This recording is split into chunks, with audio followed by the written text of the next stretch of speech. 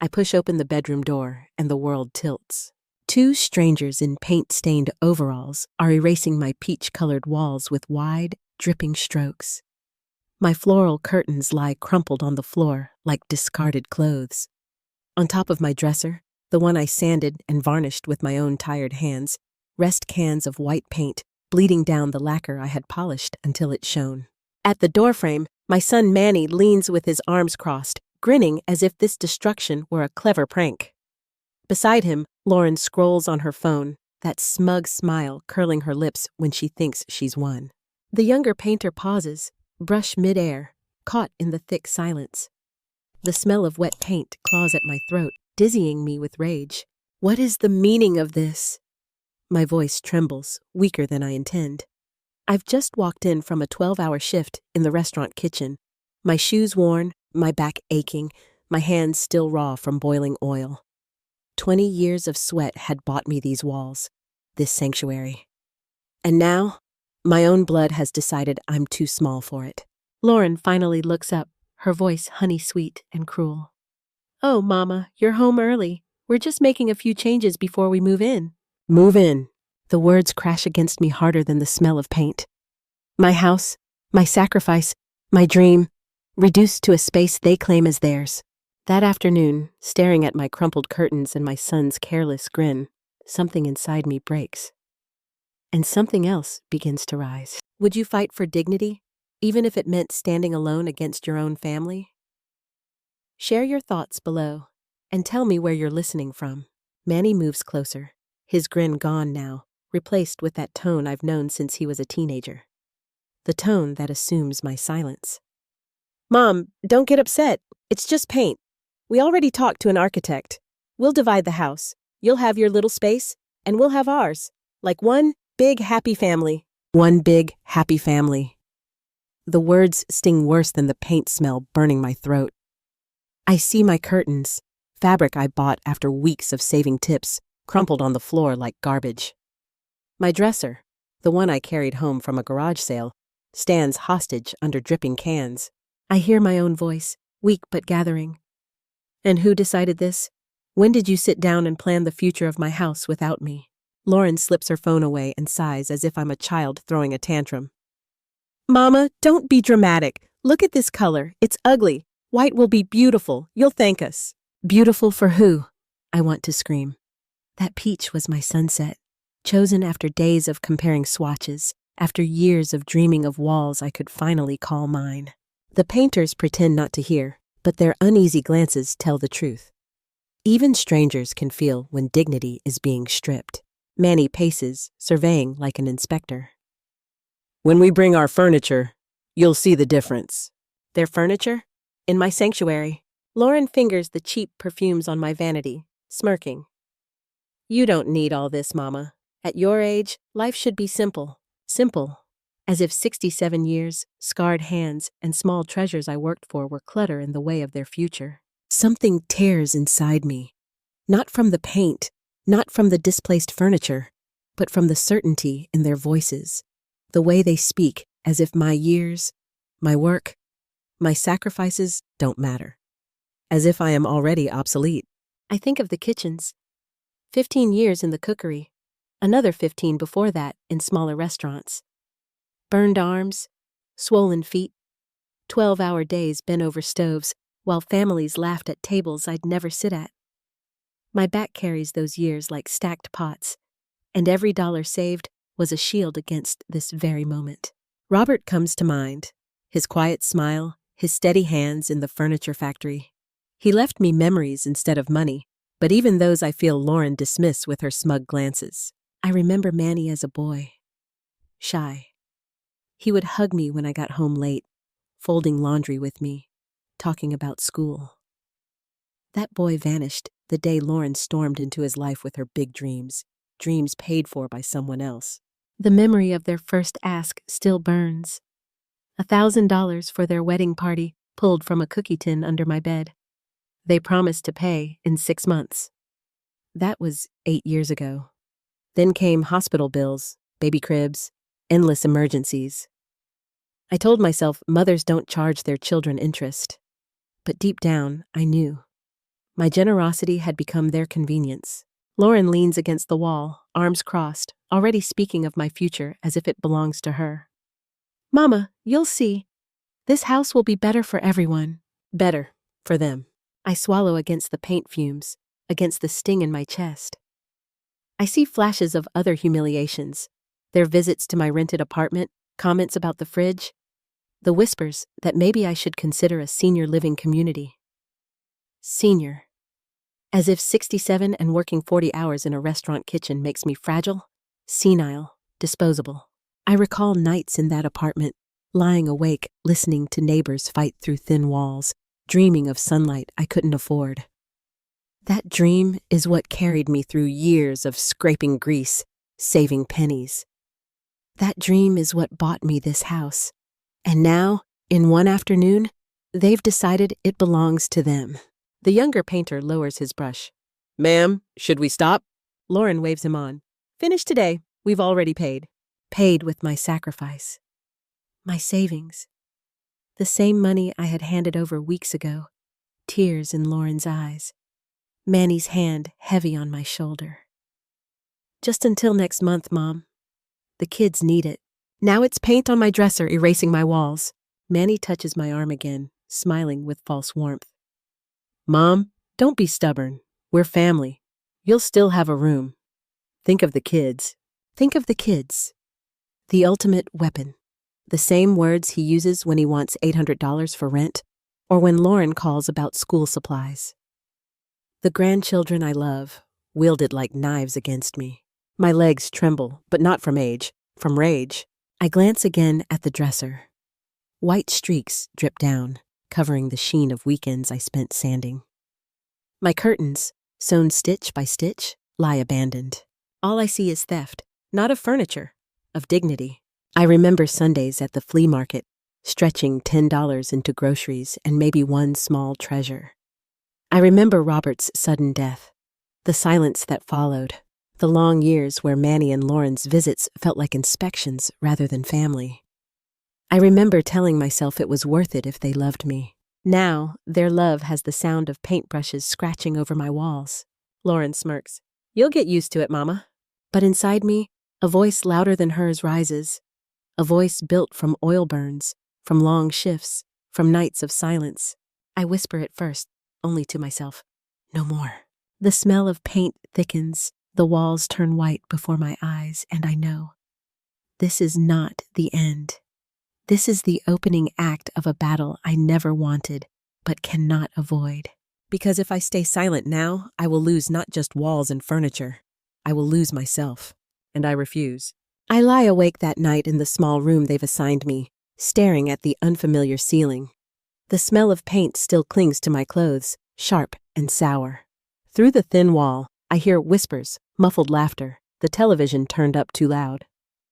My house feels less like a refuge and more like a motel where I am the guest of last priority. I repeat the words inside me, no more. They are fragile, trembling, but they grow stronger with each heartbeat. The next morning, I leave for work before dawn. My shoes slap against the cracked pavement. My breath fogs in the chill, and my heart pounds heavier than my bag of knives and uniform. In the kitchen of the cookery, the clang of pans and hiss of oil greet me like old companions. The chef barks orders, the servers complain about customers, and I bury myself in the rhythm I know best. Yet even here, Manny and Lauren's voices echo in my head, twisting every sound into accusation. By noon, my hands are burned again from hot pans, but I barely feel it. Pain in my skin is nothing compared to the ache inside. During my break, I sit in the corner with a cup of watery coffee. Joanna, the only coworker I trust, notices my silence. You look pale, Fatima. You okay? I force a smile. Just tired? I want to tell her everything. The paint, the invasion, the way my own son treats me like an obstacle. But shame sticks in my throat. How can I admit that the family I worked for all my life is now stripping me of the very dignity I fought to earn? That evening, I return home to find my plants shoved into the yard, my couch pushed into a corner to make room for their massive television. Lauren greets me with a false brightness. Mama, Don't you love how spacious it feels? I say nothing. My silence is armor now. But inside, I am counting. Every violation, every theft, every look of condescension. I keep a notebook hidden in my apron pocket. At night, I jot down times, words, changes, evidence. I don't know yet how I will use it, but instinct tells me I must keep a record. The days blur. On the third day, I find my spice rack emptied, replaced by jars Lauren prefers. On the fourth, my coffee maker has vanished, replaced with a complicated espresso machine I don't know how to use. She calls it an upgrade. To me, it's another reminder that my comfort is irrelevant. Then I discover the money. My savings, hidden carefully in envelopes, has been raided. Manny shrugs when I confront him. We used it for furniture, Mom, for improvements. It's all for the family. My savings! The words taste like iron in my mouth. That night, sitting on the edge of the bed that doesn't feel like mine, I cry quietly for the first time in years. Not for the money, not for the furniture, but for the betrayal. The boy who once hugged me after school is gone, replaced by a man who sees me as a wallet and a burden. I think of Robert again. He died in that old apartment, television humming, his hand suddenly still. He would never have imagined our son could do this. He would have stood beside me, his quiet strength a wall against their greed. I whisper to him in the darkness, I need your strength now. Weeks pass. Their presence grows heavier. Manny begins talking about selling the house, about how much profit we could make. Lauren repeats her rehearsed lines about safety, about me being too old to live alone. Each sentence is a brick laid on my chest. One Sunday, I invite them to dinner, hoping to reclaim a sliver of peace. I cook chicken mole, rice, tortillas. I set the table with the plates I've cherished for years. I want it to be a celebration, a reminder that this is still my home. They arrive late. Manny complains about traffic, Lauren about the heat. They sit at my table as if doing me a favor. When I announce my house is mine, that I bought it with my own hands, silence drops like a blade. Lauren's smile twists into disdain. With what money, Mama? You had $30,000 hidden while we struggled? You could have helped us, Manny adds quietly. We could have found something better for you. Better, always better, for them. The mole cools, untouched. Their words strip away the pride I had built, layer by layer. I see the truth now. My accomplishment is their betrayal. My independence is their insult. Joanna's words returned to me one afternoon at work, as we washed dishes together. Fatima, they see you as a piggy bank with legs. You have to protect yourself. Her bluntness hurts, but it is a lifeline. I start asking questions quietly, cautiously. Vincent, the electrician who once fixed my outlet, tells me about his lawyer, about property rights, about the importance of documentation. He presses a card into my hand. If they push too far, call him. I tuck the card into my apron. It burns against my chest like a hidden weapon. At night, I study. I go to the public library on Sundays, watch tutorials, not just about plumbing and repairs, but about tenants' rights, about legal steps homeowners can take. I may be 67, but I can still learn. Knowledge becomes my secret arsenal. Meanwhile, Manny's desperation grows. He loses another job. He calls late at night, his voice pleading. Mom, I need $800 for rent. Please, do you want your grandkids on the street? I grip the phone tight. Your children are not my responsibility. Find another way. There is silence, then his voice turns cold. You've changed. You're selfish now. Selfish. For protecting what I earned. For refusing to bleed dry so they can avoid responsibility. I hang up shaking, but something inside me hardens. The next day, they arrive at my door with bags in hand, announcing they will stay until they find a cheaper place. I block the entrance. No, you cannot stay here. Lauren pushes past me, her perfume sharp, her smile triumphant. Manny drops the bag on the floor. Mom, are you really going to throw your grandchildren on the street? I look at the children, innocent, restless, running to the backyard. My heart twists, but my mouth says the truth. I am not leaving you on the street. You brought yourselves here. They ignore me, settle in as if this house is theirs. That night, I sit awake again, the tick of the clock loud in the silence. Fear crawls under my skin. They have moved in, and I am powerless. But then the card in my apron comes to mind. The lawyer's name, Vincent's steady voice, Joanna's fierce eyes. I realize I am not entirely alone. I begin documenting everything, photos with my old phone, my furniture shoved aside, my plants in the yard, my dresser stained. I write dates, times, words. Every detail is a weapon I will use when the time comes. Because I know now, they will not stop. They will push until I have nothing left, unless I fight back. The night before everything changes, I sit in my garden. The flowers I planted tremble in the wind. My hands, rough and scarred, tighten around a mug of lukewarm coffee. Above me, the stars blur with unshed tears. I whisper again, this time louder, no more. And deep inside, a plan begins to form. The plan in my chest feels steady, but the storm outside my door grows stronger each day. Manny and Lauren move deeper into my house, as if roots are spreading, wrapping tight around everything I built. I come home from work one Friday and find my living room unrecognizable. My couch is shoved into a corner, my plants dumped in the backyard. Lauren has reorganized the kitchen. My pots stacked high on shelves I can't reach. My spices replaced with brands I never buy. My coffee maker, the small gift I allowed myself, is gone. In its place stands a complicated espresso machine, humming like an alien intruder.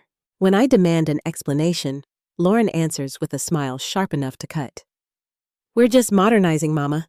You'll thank us later. I choke down the scream that rises. Instead, I take pictures with my phone, my hands trembling as I frame each theft, each insult. But on the fourth day, I open the bedroom door and freeze. Painters are rolling white over my peach-colored sanctuary. My dresser, once shining with lacquer, drips with stains. Manny stands there as if he is the architect of my future. Mom, this room is too big for you. The kids need it. You can use the smaller one. The smaller one. The guest room with no window to the sunrise, no spacious closet, no connection to the bathroom. Lauren enters triumphant. Mama, it will be beautiful. We already ordered new furniture, a full set. You'll love it. With what money? My voice cracks. Manny glances at her, then shrugs. From your savings, $2,000. Don't worry, it's an investment. When we sell the house, it'll be worth more. Sell the house. Their words clang in my skull like iron bars. That night, in the tiny room they assigned me, I decide. Enough. I call Vincent, ask for his lawyer's number. I call the bank to report unauthorized access. And I call a locksmith, arranging for an early morning visit. At 5 a.m., Mark arrives in a quiet truck, tools in hand. He changes the locks, front, back, garden gate.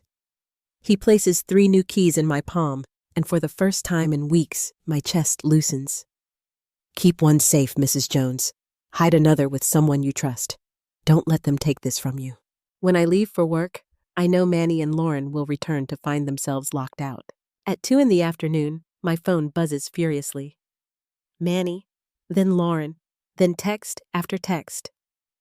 Mom, why did you change the locks? Mama, this is ridiculous. Open the door. You have our stuff inside. This is kidnapping. We're calling the police. My hands shake, but my heart is steady. The chef notices my distraction. I mutter, family problems, and keep chopping onions. The sting in my eyes is not from the knife. When I return home, they are waiting on the porch. Children with tablets in their hands, Manny pacing, Lauren glaring like a queen stripped of her crown. Open the door, Mom, Manny demands. No. He steps closer. What do you mean, no? Our things are inside. Your things don't belong here.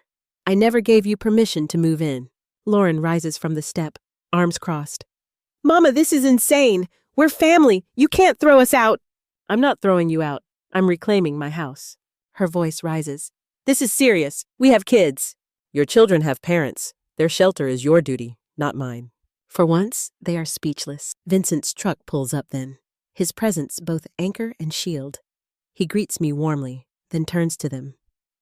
Did you have a rental agreement with Mrs. Jones? Lauren's smile falters. No, but then this is her house. She decides who lives here. Manny bristles. You don't understand. She's old. She needs family. We're just protecting her. Vincent shakes his head. Your mother works more hours than most people half her age. She doesn't need rescuing. Relief flickers in me, but it vanishes when a police car pulls up. My stomach knots. The same young officer from before steps out. Lauren rushes forward, her voice dripping with false innocence. Officer, my mother-in-law locked us out. Our belongings are inside. We have children. The officer turns to me. Ma'am, did they live here? Yes, but without my permission. They copied my keys, moved in, and changed my home. Do you have a rental agreement with them? No, the officer nods. Then you're within your rights, ma'am. They can collect their belongings under supervision, but they can't stay. My chest lightens. With Vincent beside me, I watch as they pack their television, their new furniture, their bags. Each item leaving feels like air returning to my lungs. But Lauren's eyes burn holes into mine. Mama, you'll regret this. When you're old and alone, you'll remember. I am old, I answer softly, and I'd rather be alone than in bad company. They drive away, defeated. That night, I sleep peacefully for the first time in months. But peace lasts less than a day. At dawn, pounding shakes my door. Police, open up! My robe barely tied, I open to find two new officers, faces stern. One holds a paper. Mrs. Jones, we have a warrant. We've received complaints you're holding belongings that don't belong to you. Behind them, Manny and Lauren appear, triumph twisting their lips. Lauren clutches a folder thick with papers. The officer steps inside. We have a list, furniture, cash, documents. They claim these are theirs. They're lying, I say, voice trembling. Lauren opens the folder, pulling out receipts. Here are purchases we made. And here, messages from Mama herself, asking us to move in. My blood runs cold. On the papers are text messages, my number stamped at the top. Manny, come live with me. This house is too big for me alone. I never sent those, I whisper. Manny adds, his voice soft with false sorrow. Officer, she's been confused. She forgets things. She denies what she's done. We're worried about her mental health. Mental health. The new weapon. The officer studies me with suspicion. Do you have proof this house belongs only to you? I rush to my bedroom, hands shaking, and return with the deed, my identification, every paper. The officer reviews them, nods. The property is in your name. But Lauren pushes forward. That doesn't change the fact that she invited us, that we invested money. We have rights as tenants. My phone rings then. Vincent. His voice is urgent. Stay calm. I'm on my way, and I'm bringing my lawyer. I hold the phone tight, whispering to the officer. My representative is coming. Please wait. The officer hesitates, then nods. Manny scowls. There's no need for lawyers. This is family. But within minutes, Vincent arrives with a man in a dark suit. Attorney Jenkins. He studies the receipts, then the messages. He takes out a magnifying glass, examining closely. After several tense moments, he looks up. These are forged. The metadata is fake. Presenting this to the police is a federal crime. Lauren stumbles, her face pale. I didn't know. Don't finish that sentence, Jenkins warns. Anything you say can be used against you. The officer closes his notebook firmly. Based on this, you have no rights here. Leave immediately. If you return, you'll face trespassing charges. Manny's eyes cut into me, colder than I've ever seen. You won this battle, Mom, but you're alone now. Completely alone. His words are meant to break me, and for a moment, they almost do. My knees weaken. My chest tightens. The weight of years presses down. But then I glance at Vincent, at Jenkins, at the papers safe in my hand. I am not as alone as he wants me to believe. Still, when the door closes behind them, silence floods my house. I sink into my chair, my body trembling, and wonder, how much more can I endure before I break completely? The silence in my house after the officers leave is so loud it feels like a siren. My knees buckle, and I sink into the chair by the window. My chest rises and falls as though I've just finished running a marathon. Manny's words still echo. You're alone now, completely alone. For a fragile moment, I believe him. The room around me, my room, painted over, stripped bare, seems foreign. The smell of fresh paint lingers like poison, pressing against my lungs. My eyes catch the dresser, white streaks dripping like open wounds. My curtains are still balled on the floor, wrinkled and forgotten. But then my gaze falls to the folder of documents on the table. The deed with my name alone. The notebook filled with dates and words. The photos I've snapped in secret, proof, evidence, a record of my existence in this house. And just like that, the trembling eases. My fear shifts into resolve. The next morning, I sit across from Attorney Jenkins in his office. His space smells of coffee and paper, sunlight slicing across the desk stacked high with files. He listens as I tell him everything, every theft, every manipulation, every word meant to gaslight me into surrender. His eyes remain steady, his pen scratching notes until I finish. Mrs. Jones? He says at last. You've endured too much. But you've been smart. Documentation is power. We'll file for a restraining order, and we'll be ready if they try again. If they fabricate more, they'll face charges. His voice is calm, but his words are iron. I feel my spine straighten. For the first time in weeks, I can breathe fully. The days that follow, I move like a soldier in training. I photocopy every important paper. I split them into 3 sets, one hidden in a tin under my bed, one locked in a deposit box Vincent drives me to, one left safely in Jenkins's care. At work, while steam fogs the kitchen and knives clatter against cutting boards, I carry my apron heavier with the notebook tucked inside. During breaks, I update it. Times, conversations, small humiliations. Each entry is a nail, each page a shield. Lauren calls twice in that week. The first time, her voice is sticky sweet. Mama, we've been thinking, maybe we can start fresh. Let's talk like family, I answer with silence. My thumb presses the red button, and the line dies. The second time, her voice drips venom. You're destroying this family. You'll regret it. Click. Silence again. My silence is no longer weakness. It's defiance.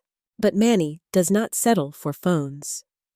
One night, as I leave the cookery, I find him waiting by the back door. The alley smells of garbage and oil. The single bulb flickers overhead.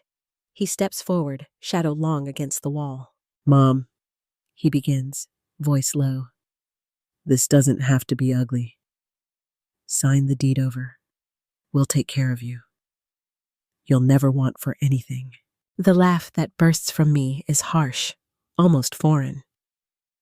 I've wanted for everything my whole life, Manny, and I survived without your care. He leans closer, breath hot with cigarettes, his eyes sharp. Think carefully. Once you cut us off, don't expect us when you're sick. Don't expect us when you're dying alone. My hand trembles, but my words do not. Better to die alone than live without dignity. For a second, I see the boy he once was flicker across his face. Then it hardens.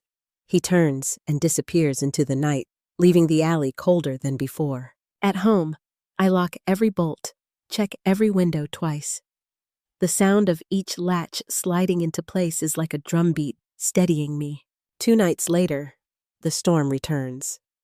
Pounding fists on my door, voices raised so loud neighbors peek from their curtains. Lauren shouts, waving papers in the air. You can't keep us out! We have rights! We invested money! Manny pounds the wood until the frame shakes. Open the door, Mom! I hold my phone high, speaker on. Jenkins's voice booms through the room. This is Attorney Michael Jenkins. You are trespassing. Leave now, or the police will be called. Next time, charges will not be optional. Through the window, I see their faces falter. Lauren's lips quiver, Manny's fists lower. They mutter threats as they retreat to their car, tires screeching down the street. The next morning, Joanna comes by with pastries. Her presence is a balm, her voice firm. "You're not alone, Fatima. You have us. You have witnesses," Vincent adds. "And you have the law. Don't forget that."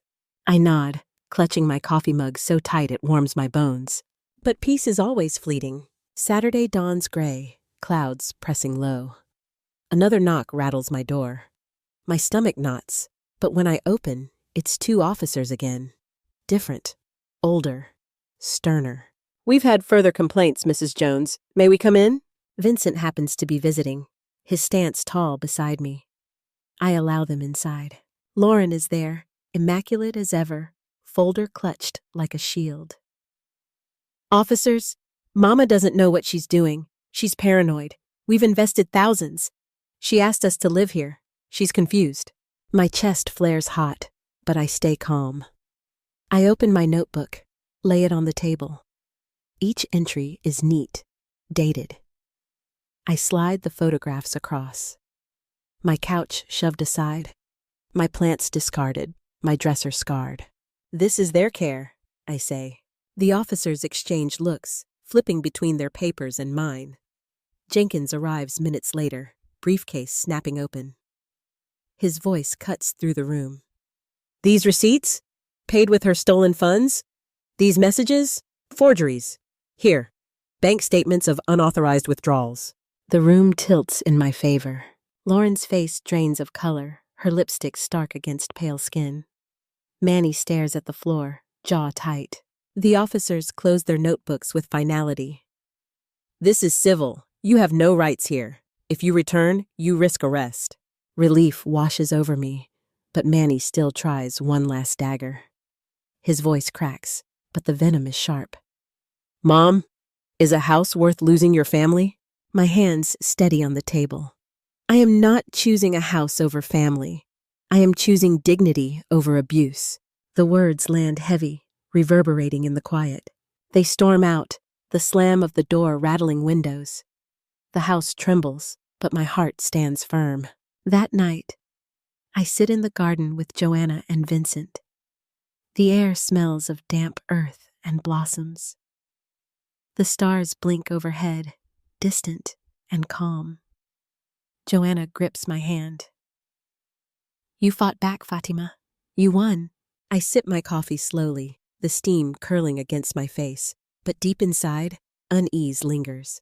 Manny and Lauren are tides. They pull back, but they always return. And the next wave, I fear, will be worse. As I bolt the locks before bed, the hallway shadows seem darker, longer. I pause, listening. Every creak, every sigh of the house makes my pulse quicken. I whisper into the silence, "Let them come. I'm ready." Yet even as I say it, I know the war is not finished. Tomorrow may bring peace, or another storm. But tonight, at least, the house breathes with me. Mine, still mine. The house is quiet in a way that almost startles me. For weeks, it had been filled with noise not my own. The scrape of furniture dragged across the floor, the voices raised in accusation, the heavy footsteps of people who believed they belonged here. Now, silence hangs over every room, a silence so deep I can hear the hum of the refrigerator, the soft tick of the kitchen clock. I walk barefoot through the hallway. The paint smell lingers faintly, though the walls are already dry. My dresser still wears its streaks of white, scars across the surface I had once polished with care. At first glance, it looks ruined, but I trace a finger along the grain and realize I don't mind. The stains are no longer insults. They are reminders, visible proof of what I endured and what I reclaimed. In the kitchen, the counters gleam the way I like them. My pots are back in their places, spices lined neatly on the shelf within my reach. I've restored order, inch by inch. The way I once restored that dresser, sanding away years of grime until the wood shone again. The small coffee maker is back too. I sip from it now, breathing in the familiar aroma. Simple, strong, and mine. Outside, The garden has grown unruly in my distraction, but I welcome it.